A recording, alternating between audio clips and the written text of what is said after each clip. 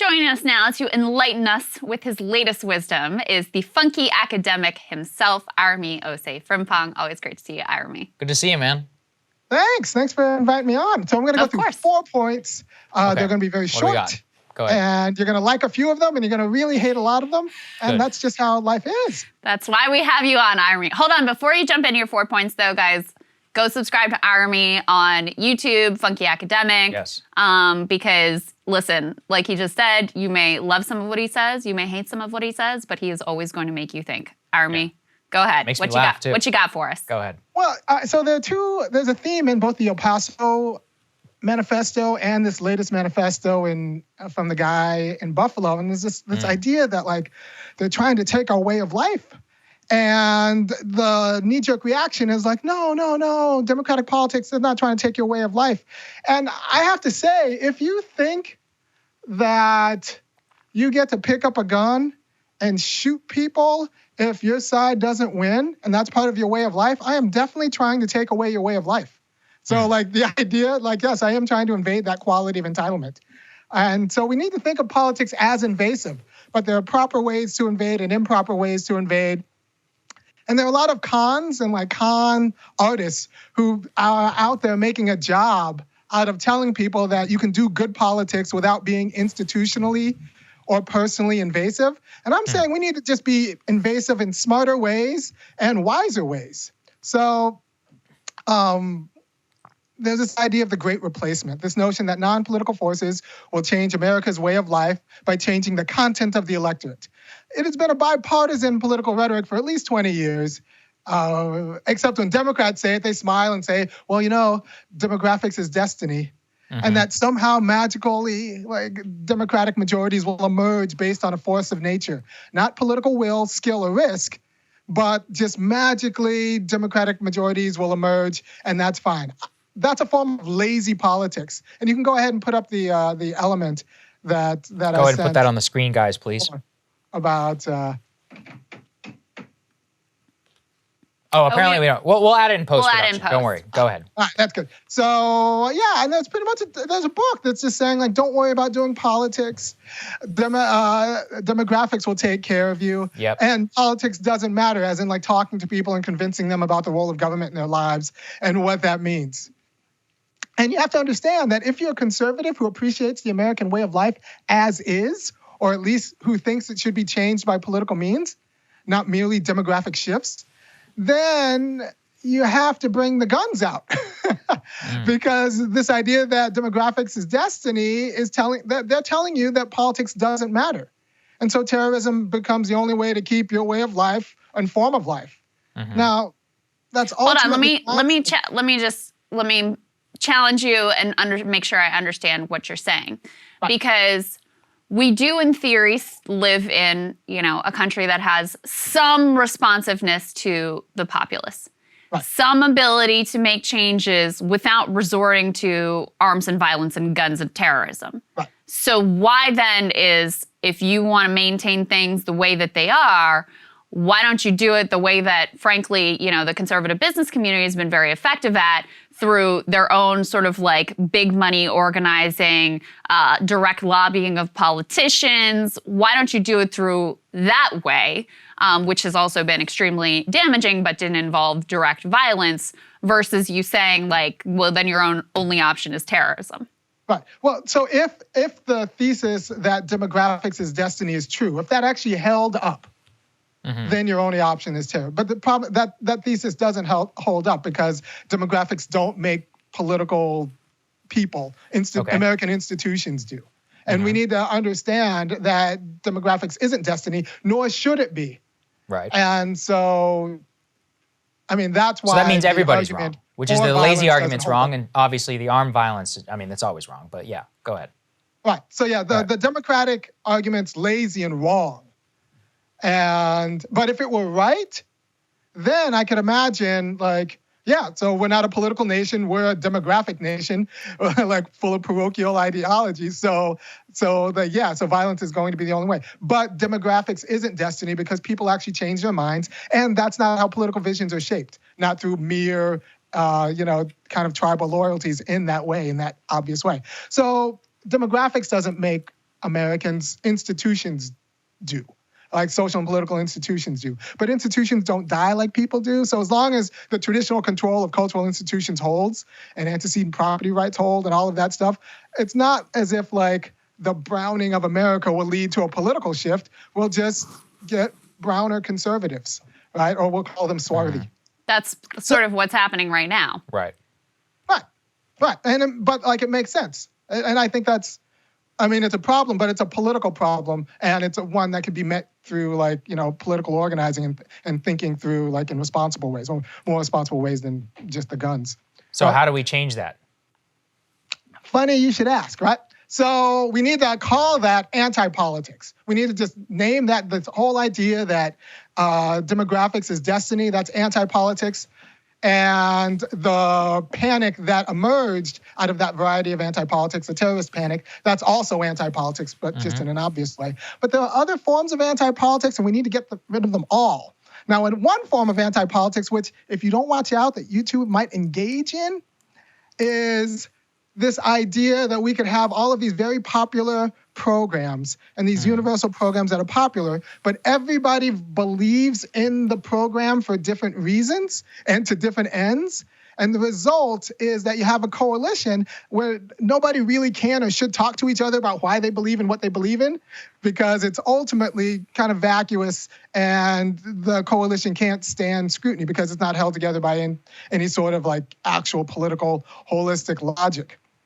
And so you have a coalition of political enemies who on some level are kind of ignoring the fact that they're enemies. And there's a good example of this, a few examples of this, but one is, I think, the UBI, right? You can say, well, UBI is very popular. Both the leftists think it'll democratize power, and the landlords love it, and the tech oligarchs love it. But they don't like it for the same reason. The landlords and the tech oligarchs like it because they don't think it'll democratize power. They think it'll fatten up the lambs that then allow them to extract resources. So each side is betting on the other side, ultimately being too stupid to understand what the policy means. So that's why these kind of coalitions around very superficial but universal popular programs that seem to be universally popular aren't particularly strong. Can't the programs themselves, though, change the institutions and the cultural values? So, for example, with universal healthcare, obviously you have people like me on the left who just say healthcare should be a human right, everyone should have access to it, no ifs, ands, or buts. You might also have, and I saw Brianna talking about this recently, you might also have a case the business community, which is very logical, which says, listen, if you're a small business, taking healthcare off the table makes it a lot easier for you to compete with larger businesses, because now you don't have to worry about competing with this benefits package, which is very difficult and onerous if you're a small business versus if you're a gigantic corporation. So they may support it for a different reason. And that, let's say, in my fantasy world, that ends up getting universal healthcare through. Doesn't that then fundamentally invest the American people in the idea that, in fact, everyone does deserve these basic human rights, and that that's a sort of bedrock foundation of society, in the same way that, once we had Social Security, there was kind of an inevitability to, even though it was more narrowly, basically didn't help a lot of people to start with, it continues to expand to more completely encompass the American populace, because we buy into this idea that old people shouldn't be starving and dying in their senior years. So the business community is going to come back and say there might be a problem when we give everyone health care, but we have a hard time getting employees because now they don't have to work for us because of the benefits. So it's going to be qualified. It's going to be universal health care, but qualified. And you're betting against the business community being able to do that, right? So the business community is betting, well, this will be good for our business because we'll be able to we'll be able to hire more people, and it'll be cheaper to hire them, and it'll be good for our business. But as soon as it turns bad for our business, we can turn it off. We can turn off the spigot. And you're betting that they won't be able to turn off the spigot, and they're betting that they will be able to turn off the spigot. And so, this is one of those cases where both people they have mutually exclusive visions about what this good means, and they're betting on each other being wrong and who's going to ultimately control the consequences of it. Yeah, but ultimately, at least you got universal health care and you're in a stronger position to continue to fight for it. Right. And yeah, so like we just can't talk about how I think that the business community is actually wrong about its ability to massage it to hold over employees' head. So that's how these coalitions are held together, and that might be a problem. But there's a contrasting case. For example, the stock ban, congressional stock trading. Mm-hmm. Everyone who believes that congressional stock trading should not be a thing pretty much believes it for the same reason. It's a relatively small potatoes issue, but at least there's kind of a real like political unity to what's going on. Yeah.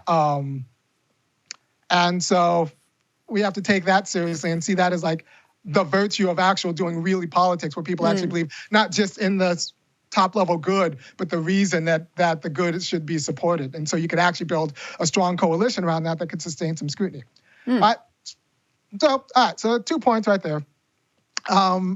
So what the anti-politics of depending on demographic or superficial university policy takes us from is the project of actually thinking through the conditions of democratic self-governance, right? So if like just going after what's popular or just assuming that demographics will do the work for you as a substitute for actually doing politics allows you to not actually think about what we need to do politics, as in what kind of access do congressional candidates need to actually vie for office, right? So it's going to be kind of institutionally invasive from the top down, insofar as if we're serious about having a democracy or some sort of representative governance structure, politicians need to have access to the people. I know you ran for Congress a few years ago. It would have been a lot easier had you had some sort of guaranteed like media time and also attention, right? So if we're serious about self-governance more than we're serious about other aspects of our society, then we need to prioritize what it takes to get candidates in front of people and at each other in front of people. And it's going to feel invasive, both for the political candidates in a way, but also for the people who now have to, not watch their favorite show because it's going to be interrupted by a local commission debate, commission candidate debate, right? So we need to be comfortable with that quality of invasiveness for the sake of self-governance. Okay, right? So I'm good with that one. You're good with that one? All right, so this is the one that's a little bit, I got to prepare your audience for it because you're not going to be so good with this one.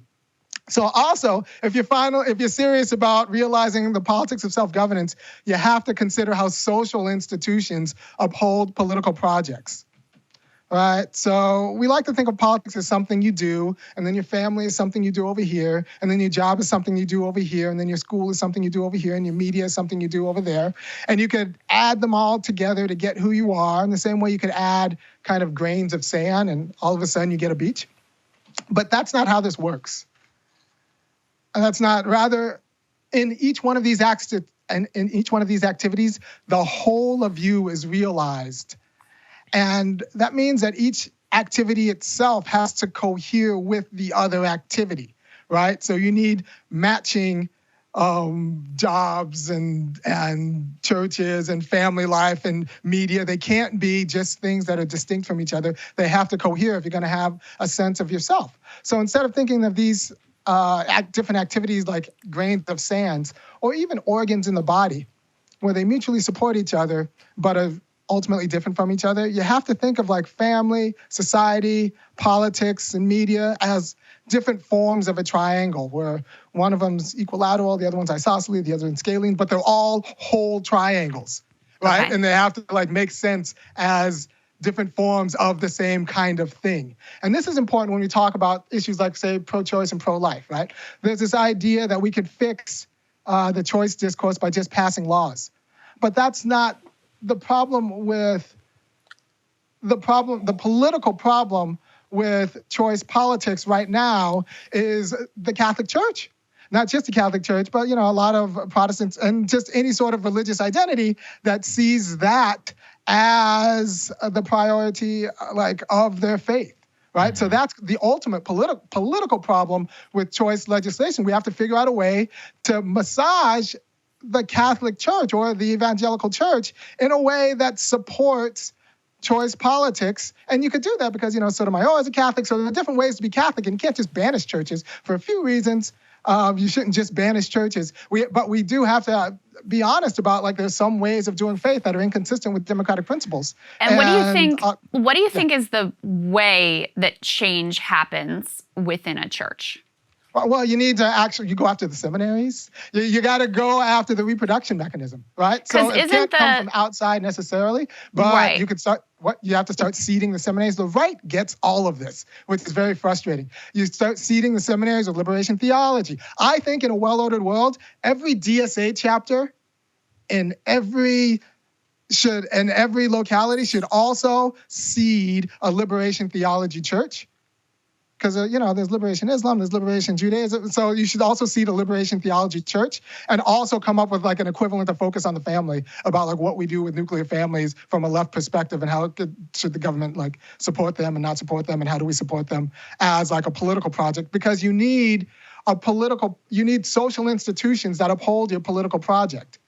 Right. So, and once again, the GOP kind of knows this, where they don't have to really get out the vote as a political project. What they have is social institutions, and then the votes will kind of bubble up from those social institutions, and they take the social institutions seriously. The liberals don't believe in social institutions, and that's a problem. But I think that's you also see how this works out in American history in terms of the doctrine of discovery, right? So the doctrine of discovery it started out Catholic, but it kind of went around.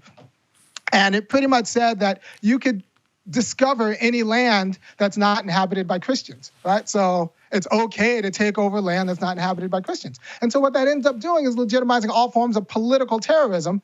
And then it ends up in Supreme Court documents, right? So there are 1823, there are verdicts and judicial opinions that quote and rely on the doctrine of discovery as, like, a way of being, right?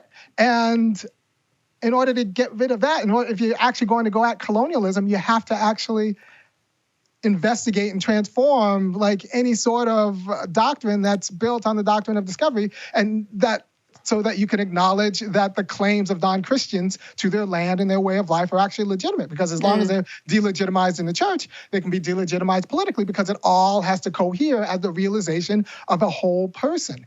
Irami, unfortunately, we're out of time, man. But I know you're going to have more videos on your channel. Always something to think about. I've got a lot to say. I think some longer things, but we don't have time to get into it, unfortunately. Appreciate you joining us. As always, The Funky Academic. Go and subscribe. Thanks, dude.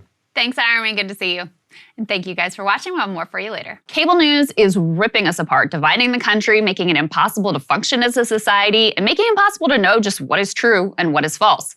But the good news is they are failing and they know it. That is why we're building something new, a new mainstream, a healthier one, something more trustworthy, something that we are going to need in one of the most pivotal times in American history. We are building up here for the midterms, for the upcoming presidential election, but we need your help. So if you can help us out by becoming a premium member today at breakingpoints.com, we're trying to change America for the better and the entire world. So what are you waiting for, guys? Go to breakingpoints.com and sign up and help us build a new mainstream.